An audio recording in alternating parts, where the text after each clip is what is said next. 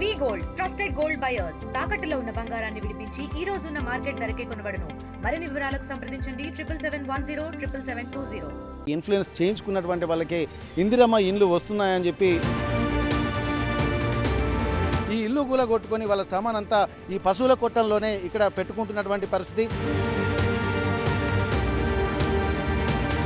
అదృష్టం ఉన్నవాళ్ళు పెద్ద పెద్ద వాళ్ళంతా వాళ్ళు తెచ్చుకున్నారు.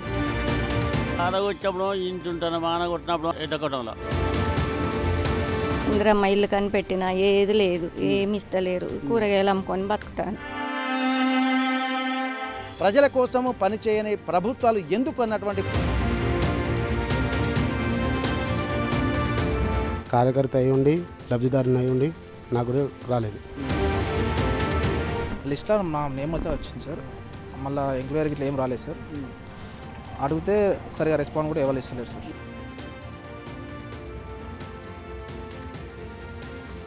ఇందిరమ్మ ఇల్లు రాకపోవడంతో అనేక మంది అవస్థలు పడుతున్నారు. కొంతమంది ఇందిరమ్మ ఇల్లు వస్తుందన్నటువంటి భరోసాతో తమ ఇళ్లను కూడా కూలగొట్టుకున్నటువంటి పరిస్థితి.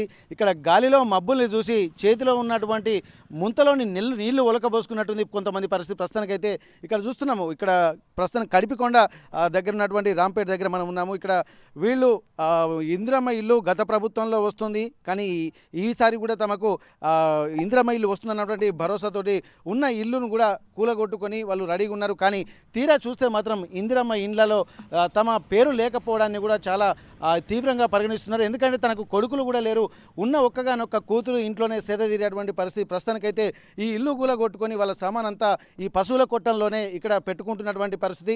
ఒక్కొక్కరి దగ్గరికి వెళ్ళిన తర్వాత ఒక్కొక్క వెతలు కూడా మనకు కనిపిస్తున్నాయి. ఇంట్లో ఉన్నటువంటి సామాన్ అంతా కట్టగట్టి ఈ పశువుల కొట్టంలోనే వేసుకున్నారు. పశువుల కొట్టంలో ఉండేటువంటి పరిస్థితి లేదు. ఆ కుర్చీలు అలాగే బట్టలు అక్కడ సంబంధించినటువంటి వాళ్ళ సామాన్ అంతా కూడా ఇక్కడే పెట్టినటువంటి పరిస్థితి. ఓవైపు పశువులు, మరోవైపు ఇద్దరు ముసలులే ఉండడంతో ఇక్కడ కూడా ఉండలేక పక్కనే ఉంటున్నటువంటి తమ కూతురు ఇంట్లో తలదాచుకుంటున్నటువంటి పరిస్థితి. ఎంతైనా ఆ ప్రైవసీ ఉండాలన్నటువంటి పరిస్థితి వాళ్ళకి కనిపిస్తుంది. కానీ ఆ ఇల్లు రాకపోవడంతో వాళ్ళ ఇబ్బందులు కూడా అనేకంగా కనిపిస్తున్నటువంటి పరిస్థితి. ప్రస్తుతానికైతే ఒక్కసారి వాళ్ళు ఏం చేస్తున్నారు, వాళ్ళ ఇబ్బందులు ఏమున్నాయని మనం తెలుసుకునేటువంటి ప్రయత్నం అయితే చేద్దాం. ప్రస్తుతానికి ఈ ఎవరైతే ఉన్నారో ఈ వృద్ధ దంపతులు ఇద్దరు మాత్రం ఇక్కడ వాళ్ళ ఇందిరమ్మ ఇల్లు వస్తుందన్నటువంటి నమ్మకంతో కూడా వాళ్ళు ఓ భరోసాతో ఉన్నారు. అంత భరోసా అంటే ఖచ్చితంగా మీకు ఇస్తామని చెప్పి భరోసా ఇచ్చిన తర్వాత ముందు జాగ్రత్తగా ఇల్లు కూలగొట్టుకొని రెడీగా ఉన్నారు. కానీ ఏం జరుగుతుందో ఒకసారి వాళ్ళ మాటలోనే విందాం. పెద్ద మనిషి, నీ పేరేం పేరు? వెంకటయ్య. మరి ఇందిరమ్మ ఇల్లు వస్తుందని నన్ను చెప్పిందా మీకు? చెప్పిండు, పూడ తీసుకపోయిండు. మరి ఇస్తా అని చెప్పిన తర్వాత మరి ఎందుకు రాలేదు లిస్ట్లో నీ పేరు? ఏమో మరి మరి ఏం చెప్పదలుచుకుంటున్నావు? మరి కావాలంటారు సార్. మరి ఎందుకు రాలే ఇంకా నేను ఓటు వేయలేదా ఎట్లా అది ఇది ఇప్పుడు ఓటు అయినప్పుడు మిమ్మల్ని పెద్ద చేయాలి. మమ్మల్ని ఇప్పుడు మేము గీన పత్తులు ఎక్కడ మేము ఉంటున్నాం, మమ్మల్ని కలగాంతలేదు. ఇట్లా చెప్పు. మరి మీ కొడుకు లేరు? ఎవరు లేరు? లేరు. ఎవరున్నారు మీకు? బంధువులు ఎవరున్నారు? ఒకటే బిడ్డ. ఇప్పుడు ఎక్కడుంటున్నావు నువ్వు? ఇక వాన కొట్టినప్పుడు ఇంట్లో ఉంటాను, వాన కొట్టినప్పుడు గుడిసెల పంటాను ఎడ్లకొట్టంలో. ఓకే, మరి ఎట్లా ఇబ్బంది అనిపిస్తలే నీకు? మరి ఇబ్బంది దోమల దొట్టాల పండపోతే కట్టవచ్చినప్పుడు ఏం చేయాలి? మరి అధికారులు ఏమంటున్నారు? మరి ఇండ్లు వస్తుందని చెప్పి చెప్తున్నా నీకు? అధికారులు ఏమంటారు, ఏమంటలేదు, వస్తలేదు పోతలేదు అంటాను. గట్టిపోతానికి ఇచ్చేస్తారు సార్. మరి ఎవరెవరికి ఇస్తున్నారు ఇండ్లు? నిజమైన లబ్ధిదారులకు ఉన్నాయా లేకపోతే ఎవరెవరికి ఇస్తున్నారు? ఏమైనా పైసలకి ఇట్లా డిమాండ్ చేసిరా? మరి ఎవరికి ఇచ్చింది నాకు తెలియదు సార్. వస్తలేదు నా వరకు నేనే వస్తలేదు నేను అనుకుంటాను. కానీ ఎవరికి ఇచ్చింది నాకు తెలియదు, ఎవరికి నాకు తెలియదు. నాకు చిన్నట పెయిన్లట చూసిందట. ఓకే, ఇప్పుడు మరి ఇప్పుడు ఎవరన్నా మళ్ళీ అడిగినావా ఇల్లు కావాలని చెప్పి? మరి లిస్ట్ రాలేదని చెప్పి ఎవరన్నా అడిగినావా? ఎవరిని అడగలేదు సారు. అప్పుడు పూడ తీసుకపోయిండు, వస్తానన్నారు. పూడ దిగినాం ముసలి నేను దిగినాం. ఇక పూట వచ్చే ఉన్నది వస్తాను అన్నారు. ఇంతవరకు రాలే, వాళ్ళ రాలే. నిన్న వచ్చినాయి అన్నారు. మరి నిన్న ఎవరో పూసిందో ఏం కదా నాకు తెలియదు. మరి ఉన్న ఇల్లు ఎందుకు గులగొట్టుకున్నావు? ఇవి వస్తానని భరోసా పడే కొట్టుకున్నాం. అంత భరోసా ఎవరిచ్చారు నీకు? ఎవరిచ్చినట్టే వాళ్ళే పూట తీసుకపోయిన వాళ్ళు ఇచ్చిండ్రు. పూట తీసుకపోయిన వాళ్ళు. Okay okay. ఇప్పుడు అమ్మా నీ పేరు ఏం పేరమ్మా? నా పేరు యాదమ్మయ్య. మరి ఎందుకు ఇల్లు ఎందుకు రాలేదు అనుకుంటున్నావు? మరి ఇక మా అదృష్టం లేదు, రాలే అనుకుంటారు. ఏం చేయాలి? మాకు అదృష్టం లేదు. అదృష్టం ఉన్న వాళ్ళు పెద్ద పెద్ద వాళ్ళంతా వాళ్ళు తెచ్చుకున్నారు. మాకు తిరిగేటోళ్ళు ఇవ్వలేరు, ఉంటోళ్ళు ఇవ్వలేరు. తప్పుడేక కూర్చుంటాను, ఉన్నదో లేదో తింటాను, ఊకుంటాను. ఏం చేయాలయ్యా? ఇక అంతే. ఇప్పుడు మరి మీ బంధువులు కానీ ఎవరన్నా మీకోసం తిరిగి ఇల్లు కావాలి చేసేటోళ్ళు పెట్టోళ్ళు ఎవరు లేరా? ఎవరు లేరు మాకు, ఎవరు లేరు మాకు. తిరగాలి, మాకు ఇల్లు కావాలి, వీళ్ళు ఉండాలి, పోవాలి అన్నోళ్ళే కానీ, ఇంట్లోకి వెళ్ళిపోమన్నోళ్ళే కానీ, ఇంట్లో ఉన్నోళ్ళు ఇల్లు కావాలన్నోళ్ళు అయితే ఇవ్వలేరు. ఇంట్లోకి వెళ్ళిపోండి మీరు ఏమన్నా చేసుకుంటారు అన్నోళ్ళే కానీ మా ఇంట్లో ఉండాలి పోవాలి అన్నోళ్ళు లేరు. మరి ఇల్లు ఎందుకు గుల కొట్టుకున్నామా? ఇక ఇంత గుడిసోకిటో వేసుకుంటాం.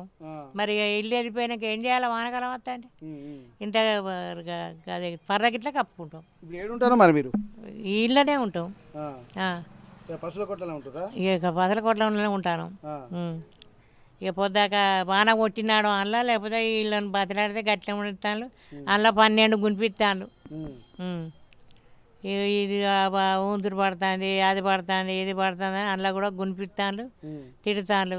బిడ్డ మన బిడ్డ అయితే అల్లుడు మన అల్లుడు అయితేరా, బిడ్డ కూడా ఇంకా డబలు. ఇక సూత్రం మీది మొక్కన మంచిగానే మాట్లాడుతుంది, లోపల అనేది అని అంటుంది. మరి వాళ్ళకు కూడా ఇబ్బందే కదా, ఒక్క ఇంట్లో ఎంతమంది మెసులుతారు? మరి ఏం చేయాలి? ఇక మరి ఇక ఒక ఇంట్లో మెసిలినప్పుడు ఇట్లనే గట్లే కొన్ని రోజులు మెదిలి ఇంత దాబో గివో కప్పుకుంటాం. మరి ఇయ్యనప్పుడు ఏం చేయాలయ్యా? ఉన్నాయా పైసలు? మన దగ్గర పైసలు ఎక్కడ తెచ్చి పెట్టాలి? ఇక్కడ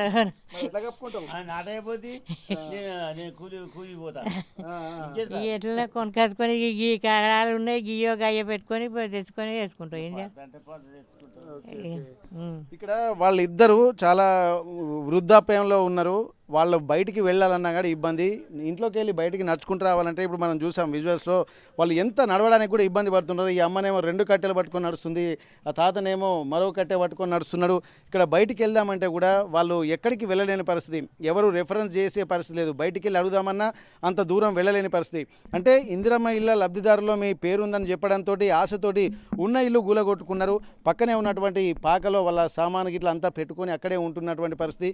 కానీ తీరా లిస్టులో చూసేసరికి తమ పేరు లేకపోవడంతో కూడా చాలా అవక్కయ్యారు. ఎట్లాగూ ఇల్లు వస్తుంది కదా అన్నటువంటి ఒక భరోసాతోటి మాత్రం వాళ్ళ బంధువులు కూడా 2 రోజులు ఉంటారని చెప్పి అనుకున్నారు. కానీ ఇప్పుడు ఇల్లు లేకపోయేసరికి వాళ్ళు కూడా కొంత ఇబ్బంది అవుతుంది. ఎందుకంటే ఉన్నొక్క ఇంట్లో కూడా చాలామంది ఇంతమంది మెసలం కూడా ఇబ్బంది అవుతుంది. ఒకసారి వాళ్ళ ఆ కూతురుతో మనం మాట్లాడదాం ఏం జరుగుతుంది అనేది. పాపం వాళ్ళకు కూడా ఎంత ఇబ్బంది అవుతుందనేది చూద్దాము. నాకు ఒక కొడుకు. మీకు మీ పేరేం పేరమ్మా? రాజమ్మ.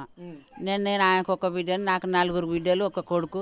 మేము బెదిర లెక్కనే ఇక వాళ్ళని వెళ్ళగొడతాను. మరి వాళ్ళకి ఇవ్వలేరు. మేము వాన కొట్టినోడు ఉంచుకుంటాను, ఎండ కొట్టినోడు అడబంటాను. మేమేం చేయము చెప్పు. వత్తదానే ముసలోళ్ళకి ఆశ చెప్పిండ్రు, కూలగొట్టించిండ్రు, రాదంటాను. మా ఉన్నోళ్ళకి భూమి జాగులు ఉన్నోళ్ళకి వస్తుంది, మంచిగా ఉన్నోళ్ళకి వస్తుంది. కానీ ముసలోళ్ళకి ఏం అచ్చుడు లేదు, ఏ రోజు లేదు, ఏ రోజు వాళ్ళకి ఏం అచ్చుడే లేదు అసలుకే. ఫస్ట్ నుండి అంతే. ఇందిరామ్మ పింఛను మొన్ననే వచ్చింది, స్టాంక్షన్ అయింది 2000 ముసలానికి ఒక్కనికే. ముసలామ్మకు లేదు, ముసలాయనకు ఒక్కనికే వస్తుంది. ఇక అంతే. కానీ ఏం లేదు, ముసలోళ్ళకు 12 కిలోల బియ్యం వస్తుంది. ఇక గది వస్తుంది. కానీ ఇక గట్లనే బతుకుతాను. ఇక నేను ఒక్కదానికి, నాకు 4 బిడ్డలు, ఒక కొడుకు. మేము బతికేదే కష్టం, వాళ్ళనే చదువుకుంటాం చెప్పు. ఉన్నామంటే ఉన్నట్టు నీడతో ఉంటాను అట్లా. కనీసం రావాలనుకుంటాను. మా నాయనకు మా అమ్మకు బతికినన్ని రోజులన్నీ ఉండాలి కదా వాళ్ళకు. సత్యదాకానైనా వాళ్ళు అలా పడేడు వాళ్ళ కదా. మరి ఎవరు చేస్తారు చెప్పు? మా ఊరు లోకం అట్లా చేస్తాను. ఎవరికి వచ్చేటోళ్ళకి మంచి వాళ్ళు వాళ్ళకు ఉన్నోళ్ళకే వస్తుంది, లేని వాళ్ళకి ఏమి లేని వాళ్ళకి ఎవడ సాయం చేస్తలేడు, అసలే సాయం చేస్తలేడు. ఇందిరమ్మ ఇండ్లు ఎవరైతే ఇన్ఫ్లుయెన్స్ చేస్తున్నారో వాళ్ళకు మాత్రమే వస్తుందో, నిజమైన లబ్ధిదారులకు వస్తలేదు అనడానికి కూడా ఇదొక ఉదాహరణ. ఎందుకంటే వాళ్ళు ఎక్కడికి వెళ్ళలేరు, ఎక్కడ ఉండలేరు. ఇక్కడ పేదల ప్రభుత్వము, ప్రజాప్రభుత్వం అని చెప్పి కానీ అనుకుంటున్నారు. కానీ మరి ఎవరి కోసం ఇక్కడ పాటు పడుతున్నారు అన్నది కూడా ఇక్కడ గమనించాల్సినటువంటి అవసరం ఉంటుంది. మరి ఇట్లాంటి వాళ్ళను అసలు ట్రాన్స్పరెన్సీగా గుర్తించలేరా, లేకపోతే ఈ తప్పు ఎక్కడ జరుగుతుంది? ఇక్కడ ఇందిరమ్మ ఇండ్ల పేర్లు నమోదు చేసుకునేటువంటి వాళ్ళలో ఇక్కడ ఉంటుందా, లేకపోతే కార్యకర్తలకే ఇవ్వాలన్నటువంటి ఒక సంకల్పంతో ఇక్కడ ప్రభుత్వాలు ఉన్నాయా, లేకపోతే ఇక్కడ ప్రజల కోసం అన్నప్పుడు నిజమైన లబ్ధిదారులకు అని చెప్పి అనుకుంటున్నప్పుడు నిజంగా లబ్ధిదారులకు అందుతుందా అనేది ఆర్టీవీ గ్రౌండ్ రిపోర్ట్లోకి వస్తే మాత్రం ఇట్లాంటి ఎన్నో విషయాలు కూడా వెలుగు చూస్తున్నాయి. ఇప్పుడు ప్రస్తుతానికైతే ఆ చెట్టు కిందనే ఆ తాత నివాసంగా ఉంటుంది, చెట్టు కిందనే ఆ తాత నివాసం ఉంటుంది. అక్కడి నుండి ఇక్కడికి వచ్చి వర్షం పడితే తన కూతురు ఇంట్లో ఉంటున్నారు. కానీ ఒకే ఇంట్లో 10 మందికి పైగా ఉండడంతో వాళ్ళకు కూడా ఇబ్బంది అవుతుందని చెప్పి అంటున్నారు. ఇట్లాంటి పరిస్థితులు ఇక్కడ వర్ధన్నపేట నియోజకవర్గంలో ప్రస్తుతానికి కడిపికొండలో కూడా ఎన్నో సమస్యలు ఉన్నాయని చెప్పి చాలామంది ఆర్టీవీకి ఫోన్ చేసి తమ సమస్యలు తమ గోడు వెళ్ళబోసుకోవడానికి కూడా సిద్ధంగా ఉన్నటువంటి పరిస్థితి. ప్రస్తుతం అందులో భాగంగానే ఇందిరమ్మ ఇళ్ల లబ్ధిదారులు ఎవరికి వస్తున్నాయి, ఎవరికి రాకపోతున్నాయి, ఎందుకు రాకపోతున్నాయి, వస్తే ఎవరికి వస్తున్నాయి, ఎవరు ఇన్ఫ్లుయెన్స్ చేస్తే వాళ్ళకే వస్తున్నాయి అన్నటువంటి వార్తలు వినిపిస్తున్నటువంటి నేపథ్యంలో ఇప్పుడు ప్రస్తుతానికైతే ఒక ప్రత్యక్ష ఉదాహరణ చూసాం. వాళ్ళు బయటికి వెళ్ళలేనటువంటి పరిస్థితి, ఎవరితోటి రెఫరెన్స్ కూడా చెప్పించుకోలేనటువంటి పరిస్థితి, వెనక ముందు ఎవరు లేక వృద్ధ దంపతులకు ఒక కూతురు, ఆ కూతురికి 4 బిడ్డలు, ఒక కొడుకు, అంటే వాళ్ళ సంతానం కూడా ఎక్కువైపోయింది. ఉన్నది మాత్రం ఒక్కటే ఇల్లు. ఇక్కడ ఉన్నటువంటి ఈ ఉన్న ఇల్లు కూలగొట్టుకొని అక్కడ పాకలో నివసించేటువంటి పరిస్థితులు కూడా ఉన్నాయని చెప్పి అంటున్నారు. ఏదేమైనప్పటికీ కూడా తమకు ఇందిరమ్మ ఇల్లు వస్తుందని చెప్పి గంపడంత ఆశతో మేము ఉన్నాం, కానీ చివరికి ఆ ఇల్లు రాకపోవడంతో తమ బతుకు అగమ్య గోచరం అంటున్నారు. ఎందుకంటే ముసలి వాళ్ళు వృద్ధులు కావడంతో ఇంట్లో కూడా మలమూత్ర విసర్జన చేయాల్సి వస్తుంది. రాత్రిపూట బయటికి వెళ్ళలేని సమయంలో కూడా బెడ్ మీదనే వేయాల్సి ఉంటుంది. ఎవరి ఇల్లు వాళ్ళకు ప్రైవసీ ఉండాలన్నటువంటి దాంతో కూడా కొంతమంది అందరూ కూడా ఇబ్బందులు పడుతున్నటువంటి నేపథ్యంలో ఇక్కడ ప్రస్తుతానికి ఇట్లాంటి పరిస్థితులు ఇంకా చాలా ఉన్నాయి. మరికొన్ని ఆ ఇళ్లలోకి వెళ్దాము, ఎక్కడ కూడా ఎట్లాంటి పరిస్థితులు ఉన్నాయో తెలుసుకున్నటువంటి ప్రయత్నం చేద్దాం.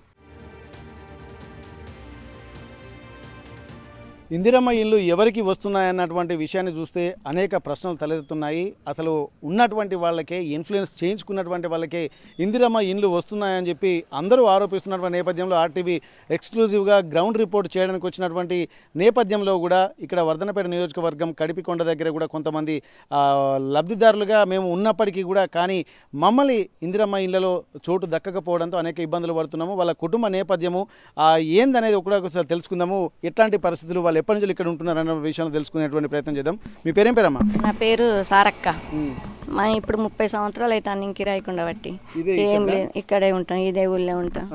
ఏం లేదు, మా ఆయన చనిపోయిండు. ఇందిరమ్మ ఇల్లు కనిపెట్టినా ఏది లేదు, ఏమి ఇస్తలేరు. కూరగాయలు అమ్ముకొని బతుకుతాను. ఇందిరమ్మ పిల్లలు 2 ఆడపిల్ల. మరి ఎందుకు నీకు రాలేకపోయింది అనుకుంటున్నామా? ఇక వస్తుంది అంటాను అంతే. ఇక వస్తుందని నమ్మి ఊకున్నా, ఏం రాలేదు. డబుల్ బెడ్రూమ్ కానీ అన్నారు, సరే అది కూడా లేదు. అప్పుడు కూడా ఇవ్వలేదు, ఎప్పుడు ఇవ్వలేదు, అప్పుడు ఇవ్వలే, ఇప్పుడు ఇవ్వలేదు. మరి ఎందుకు ఇప్పుడు ఎవరెవరికి అందరికి వస్తుందని చెప్పి అంటున్నారు? ఉన్న ఇల్లున్నలకే వస్తుంది అడుగుతా అంటే వస్తుంది, మళ్ళీ లిస్టులు వస్తుంది అని అంటా ఉన్నారు. సరే అని అట్లనే ఊకుంటాను. ఇక వస్తుందో ఆగస్తుందో అని చూస్తాను. ఇప్పటి వరకు అయితే రాలేదు. నాకైతే నా ఏం జరగాలి సార్? మరి ఇప్పుడు మీ జీవన విధానం ఎట్లా జరుగుతుందమ్మా? ఏం జరుగుతుంది సార్? ఇక ఇదే అమ్ముకొని బతుకుడు, రోజు బతుకుతూ. ఇప్పుడు మీ పిల్లలు ఏం చేస్తున్నారమ్మా? మా పిల్లలు డిగ్రీ చదివింది బట్టిగానే ఉంటుంది. పాప ఒక్క పాప పెళ్ళి అయింది, ఒక పాప పెళ్లి చేసిన అంతే. అప్పు తెచ్చి పెళ్లి చేసిన అప్పు అట్లనే ఉన్నది. ఇప్పుడు పాప పెళ్లి చేద్దామంటే కూడా డబ్బులు లేవు? ఏం లేదు సార్, ఏం లేదు. ఇక ఊరి మీద బతుకుతాను, కూరగాయలు అమ్ముకొని అంతే.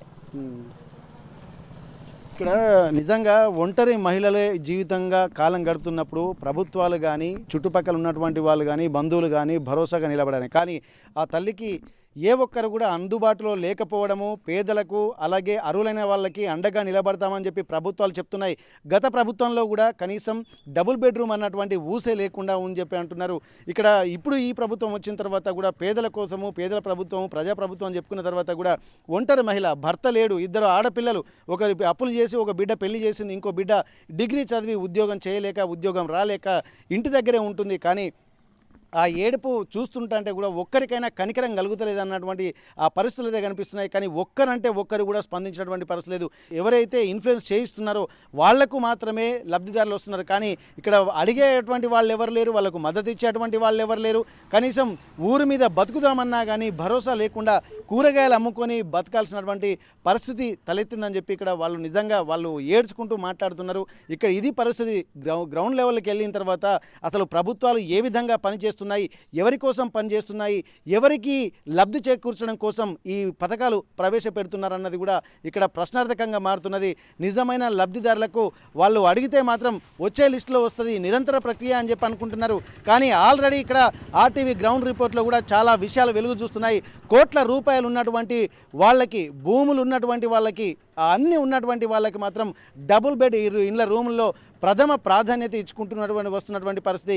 కానీ ఏమీ లేని దిక్కులేని అంటే మగదోడు లేరు, ఆడపిల్లల్ని పట్టుకొని కుటుంబాన్ని కాలాన్ని వెల్లదీస్తున్నారు. కూరగాయల బండి అమ్ముకొని కూరగాయలు అమ్ముకుంటూ బండి మీద కూరగాయలు అమ్ముకుంటూ కాలం వెల్లదీస్తున్నటువంటి దినదిన గండంగా బతుకుతున్నటువంటి వాళ్లకు ఎట్లాంటి భరోసా కూడా ఈ ప్రభుత్వాలు కల్పించడం లేదు.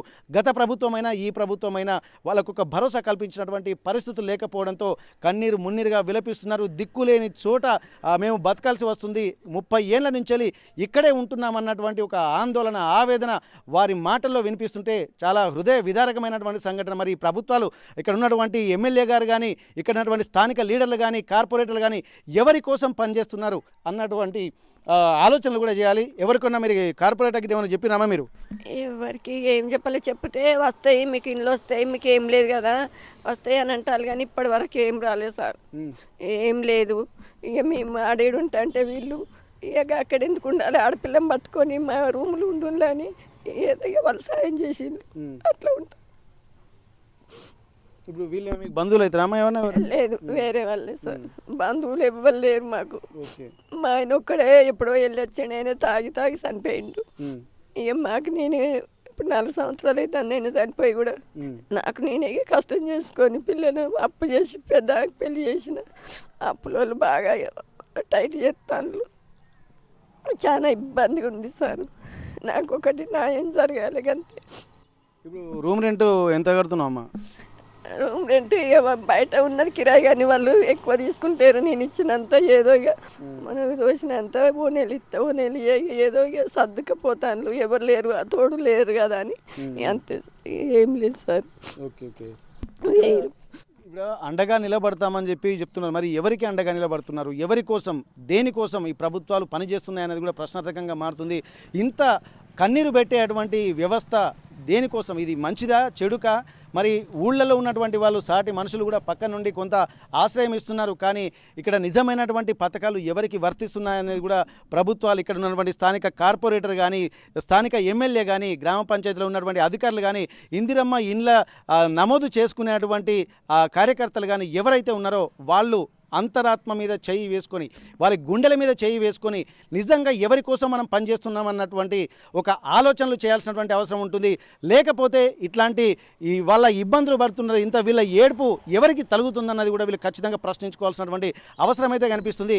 రేపు వచ్చే లిస్టులో రాముడెవడో రాకాశెవడో అన్నటువంటి ఒక సామెత ఇక్కడ తెలంగాణలో ఉంటుంది. కాబట్టి అట్లాంటి పరిస్థితి రేపు ఏ ప్రభుత్వం వస్తుందో ఎవరు ఉంటారో తెలియదు, కానీ వస్తున్నప్పుడే ఉన్నప్పుడే దోచుకోవాలా దాచుకోవాలన్నటువంటి పరిస్థితులే కనిపిస్తున్నాయి. ఒక్కొక్క ఇందిరమ్మ ఇళ్ళ లబ్ధిదారులకు సంబంధించి కూడా ₹1,00,000 కూడా డిమాండ్ చేస్తున్నట్టుగా తెలుస్తుంది. ఆ పైసలే ఉంటే వాళ్ళు ఈ కూరగాయలు ఎందుకు అమ్ముకుంటారన్నటువంటి ఆ ప్రశ్నలు కూడా తలెత్తుతున్న నేపథ్యంలో స్థానిక కార్పొరేటర్ ఖచ్చితంగా రెస్పాండ్ కావాలి, స్థానికంగా ఉన్నటువంటి నాయకులు రెస్పాండ్ కావాలి, ఎమ్మెల్యే గారు కూడా రెస్పాండ్ కావాలి, అలాగే మున్సిపల్ కార్పొరేషన్ అధికారులు కూడా ఇక్కడ ఖచ్చితంగా దీనిపై స్పందించి, జిల్లా కలెక్టర్ కూడా స్పందించి మరి మీరు అందరూ ఎవరి కోసం పనిచేస్తున్నారు అన్నటువంటి సమాధానం కూడా చెప్పాల్సినటువంటి అవసరం అయితే కనిపిస్తుంది. ఇక్కడ ఇట్లాంటి వ్యక్తులు చాలామంది ఉన్నారు, వాళ్ళందరి దగ్గరికి వెళ్దాము. ఈ ప్రభుత్వాలు ఏం చేస్తాయన్నటువంటి ఆ విషయాలు కూడా మనకు ఆర్టీవీ గ్రౌండ్ రిపోర్ట్లో ఇంకా ఇట్లాంటి చాలామంది ఉన్నట్టుగా మనకు తెలుస్తుంది. మిగిలిన వాళ్ళని కూడా కలిసేటువంటి ప్రయత్నం చేద్దాం. మరికొంతమంది మనతో ఉన్నారు. కడిపికొండలో కూడా ఇల్లు రాలేదన్నటువంటి ఆవేదన వాళ్ళలో చాలామందిలో కనిపిస్తుంది. ఒకసారి వాళ్ళతో మనం మాట్లాడదాము. మీ ఇంట్లో ఎంతమంది ఉంటారమ్మా? అసలు మీకున్నటువంటి ఇబ్బందులు ఏంటి? నాకు 2 కొడుకులు సార్, 2 కొడుకులలో ఒక కొడుకు 2 పిల్లలు, ఒక కొడుకు 2 పిల్లలు. మాకు ఇంట్లో ఎవ్వరు లేరు, మాకేం ఆస్తులు పాస్తులేవు సార్. మేము ఉండేది 2 రూమ్లు ఉన్నాయి, ఆ 2 రూమ్లలో ముగ్గురం అడ్జస్ట్ అవుతున్నాం. ఒక కొడుకు అది అని, ఒక కొడుకు ఏం లేదు అసలుకి, ఇంకా ఇల్లు కట్టుకోవాలని మాకు కోరిక సార్. అంతే. మరి ఎందుకు ఇవ్వలేదు అనుకుంటున్నారు? మాకు ఎవరు రాయలేదు సార్, రాపిచ్చి ఇస్తే మాకు ఇయ్యలే. ఏం మాకు భూములు లేవు, జాగాలు లేవు, ఆస్తులు లేవు, పాస్తులు ఏం లేవు సార్. మాకు బయటనే రాసుకుని పోయినరా? మరి రాసుకపోయిన్లు ఇంకోరు కచ్చిళ్ళు చూసుకున్నారు, అన్ని చేసుకున్నారు. మరి మాకు ఎందుకు రాయలేదో లేదు తెలియదు సార్. బయటనే వాళ్ళు ఏం మాట్లాడుకున్నారో మాకు తెలియదు. మీ పిల్లలు ఏం చేస్తారమ్మా? ఒక ఆయన ఎన్నటిలా సెక్యూరిటీగా ఉంటాడు, ఒక ఆయన మేస్త్రి పని చేస్తాడు సార్. మాకేం లేదు సార్, ఇక అంతే. మరికొంతమంది ఉన్నారు, వాళ్ళు ఎట్లాంటి ఇబ్బందులు ఎదుర్కొంటున్నారో కూడా చూద్దాం. ఒకసారి వీళ్ళతో మాట్లాడదాం. బ్రదర్, మీ పేరేం పేరు? వంశీకృష్ణ. వంశీకృష్ణ. ఇప్పుడు మీ ఇంట్లో ఎవరెవరు ఉంటారు? అమ్మ, నేను. డాడీ సార్ చనిపోయాడు. ఇల్లు లేదు. ఇల్లు అప్లికేషన్ పెడితే ఇస్తాం అది అన్నారు, కానీ ఉన్న వాళ్ళకి అందరికి ఇచ్చేసారు. వాళ్ళకి ఆల్రెడీ ఇల్లులు ఉన్నాయి, వాళ్ళకి ఇచ్చేసారు. మనం అడిగితే నెక్స్ట్ ఏంటి సెకండ్ లిస్ట్లో చూద్దాం అది అన్నట్టుగా కొంచెం మాట్లాడుతున్నారు. నువ్వేం చేస్తావు? Driving sir. ఓకే. మీ అమ్మ ఏం చేస్తుంది? కూలి పని. ఓకే. కానీ ఇప్పుడు ఎక్కడ కూడా మీకు వేరే ల్యాండ్ కానీ ఏం లేదు. ఇది ఓన్లీ ఇది ఒకటే. ఇల్లు కూడా లేదు సార్. ఇప్పుడు ఇల్లు ఇది మీదేనా? ఇది మాదే సార్. Okay okay. ఎప్పుడు కట్టుకున్నారు ఇది? రేకులు అవుతుంది సార్ చాలా. ఇప్పుడు మరి మీకు ఇస్తా అని చెప్పి గత బీఆర్ఎస్ ప్రభుత్వంలో కూడా డబుల్ బెడ్రూమ్ ఇస్తా అన్నారు. అప్పుడు ఇస్తా అన్నారు, కానీ అది కూడా రాలే. ఇప్పుడు ఇది ఇస్తా అన్నారు, ఇది కూడా రాలే. ఏమన్నా అడిగితే సెకండ్ లిస్ట్లో చూద్దాం అది అన్నట్టుగా మాట్లాడుతున్నారు.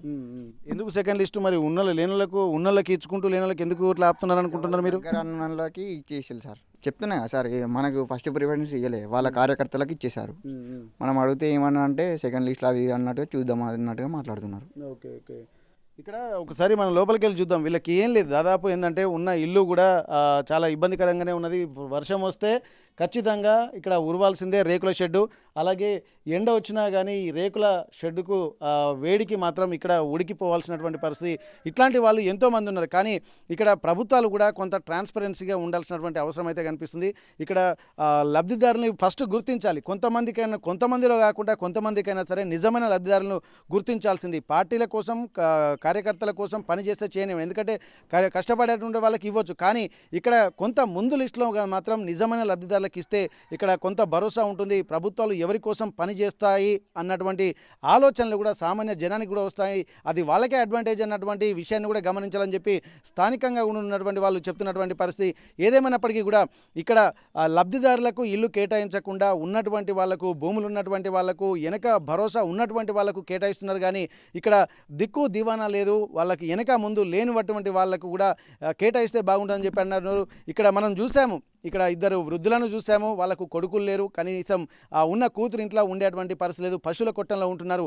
మరొక వైపు చూసాము, ఒక తల్లికి భర్తను కోల్పోయి ఉన్న ఇద్దరు బిడ్డల్లో ఒక అప్పు చేసి ఒక బిడ్డ పెళ్లి చేసింది.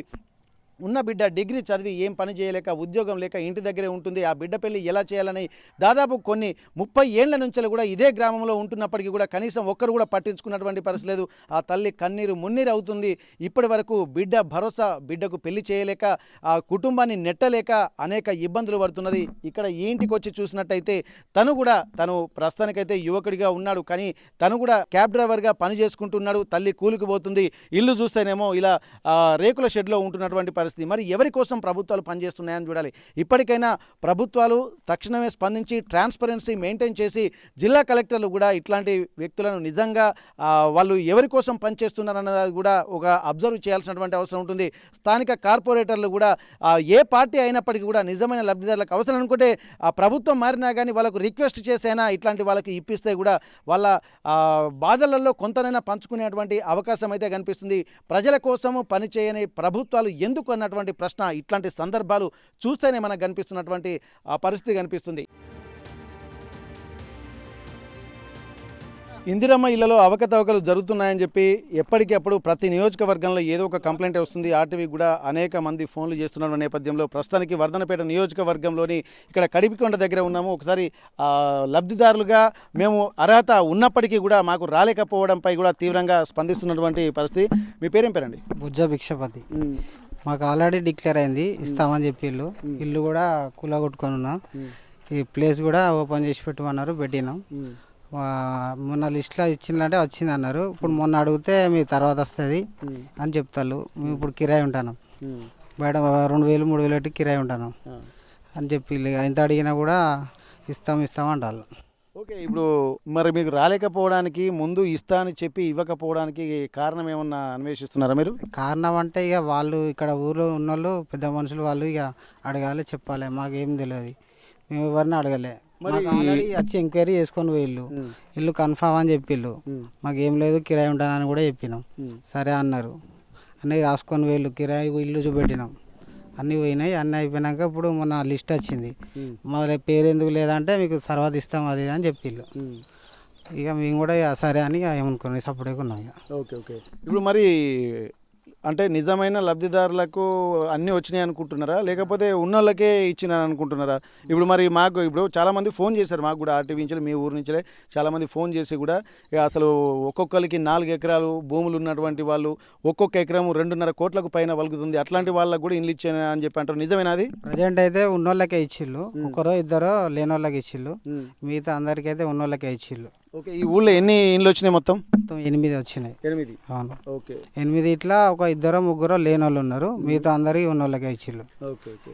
మాకు కూడా ఇక ఇప్పుడు మాకు గుండ భూమి కూడా లేదు, ఉన్నదే ఒక ప్లేసు ఇంటి స్థలమే. ఇంటి స్థలం అంతే. ఇంటి స్థలం ఉన్న వాళ్ళకే ఫస్ట్ ఇస్తామన్నారు, కిరాయి ఉన్న వాళ్ళకే ఇస్తా ఉన్నారు, అందరు ఓన్ ఇల్లు ఉన్న వాళ్ళకే ఇచ్చిళ్ళు ఇప్పుడు ప్రజెంట్ అయితే. ఓకే, ఇప్పుడు నువ్వేం చేస్తావు మరి? పని చేస్తా, వెల్డింగ్ పని చేస్తా. నాది కూలి పని నాది. Okay okay.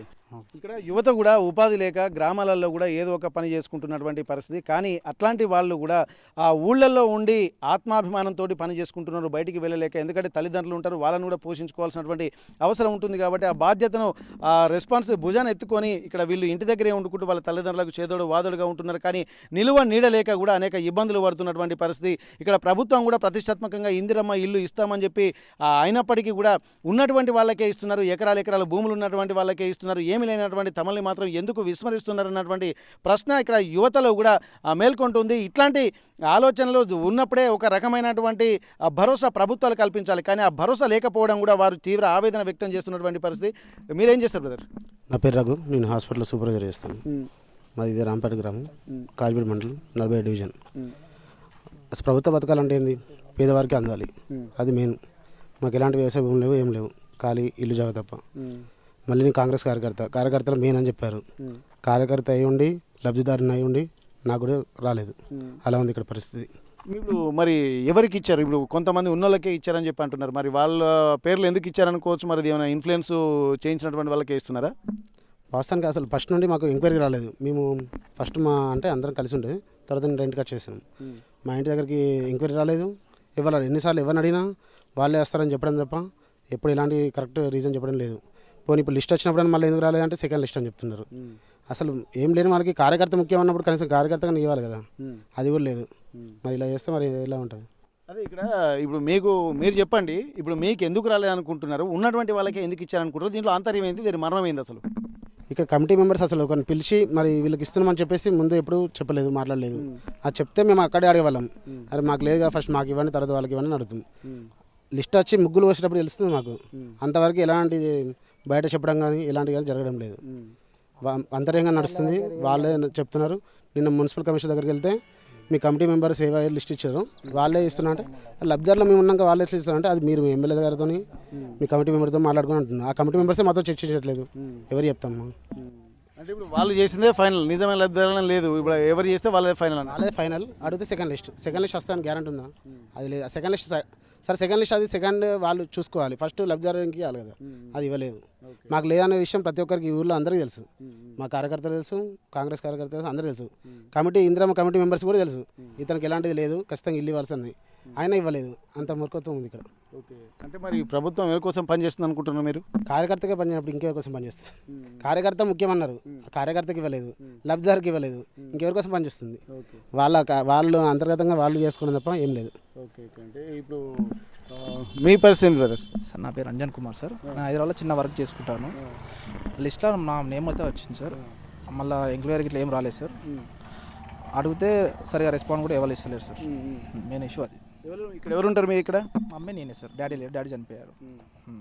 ఓకే, అంటే అమ్మ ఒక్కదే ఉంటాను హైదరాబాద్లో? సార్ హైదరాబాద్లో ఉంటాను. ఇప్పుడు అమ్మ ఎక్కడ ఉంటే కిరాయి ఇంట్లో ఉంటుందా? సార్ కిరాయి ఇంట్లో ఉంటుంది. ఓకే, ఇక్కడ ప్రతి ఒక్కొక్కరిది ఒక్కొక్క సమస్య. ఇక్కడ ఏంటంటే చెప్తున్నారు, ఇక్కడ ప్రభుత్వం అనేది ఇక్కడ అందరి కోసం, నిజమైన లబ్ధిదారుల కోసం పనిచేయాల్సినటువంటి అవసరం ఉంటుంది. కానీ ఇందిరమ్మ ఇళ్ళ కార్యకర్తల కోసం ముందు కేటాయిస్తానని చెప్పినప్పుడు కార్యకర్తలకు రానప్పుడు, ఇటు నిజమైన లబ్ధిదారులకు లేనప్పుడు ఎవరి కోసం ప్రభుత్వం పనిచేస్తుందన్నది కూడా ఒక ప్రశ్నార్థకంగా మారుతుందని చెప్పి ఇక్కడ ఉన్నటువంటి లబ్ధిదారులు, నిజమైన లబ్ధిదారులు మాత్రం ఆరోపిస్తున్నారు. కానీ అట్లాంటి పరిస్థితులు లేకుండా కానీ కేవలం కొందరికి వత్తాసు పలకడం కోసం కొంతమంది మాత్రమే లోపాయకారి ఒప్పందాలతోటి ఇక్కడ ఇందిరమ్మ ఇల్లు తీసుకుంటున్నారు తప్ప నిజమైనటువంటి లబ్ధిదారులకు రావడం లేదంటున్నారు. ఇప్పటికే మున్సిపల్ కమిషనర్ కూడా కలిసినప్పటికీ కూడా ఇందిరమ్మ ఇల్లు ఎవరైతే ఫైనల్ చేస్తారో వాళ్ళకే కేటాయిస్తామో మా దగ్గరికి వచ్చి కూడా ఉపయోగం లేదని చెప్పి అటు అధికారులు చెప్తున్నారు. మరి ఎవరి కోసం పనిచేస్తున్నారు అన్నటువంటి కోణంలో కూడా ఇక్కడ ఉన్నటువంటి గ్రామస్తులు, కడిపికొండ గ్రామస్తులు ఆరోపిస్తున్నారు.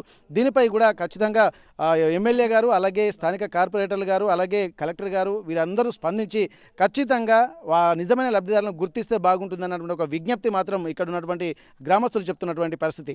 వర్ధనపేట నియోజకవర్గం రాంపేట గ్రామం నుండి కెమెరా పర్సన్ వంశీతో వెంకటరత్నం, RTV వరంగల్.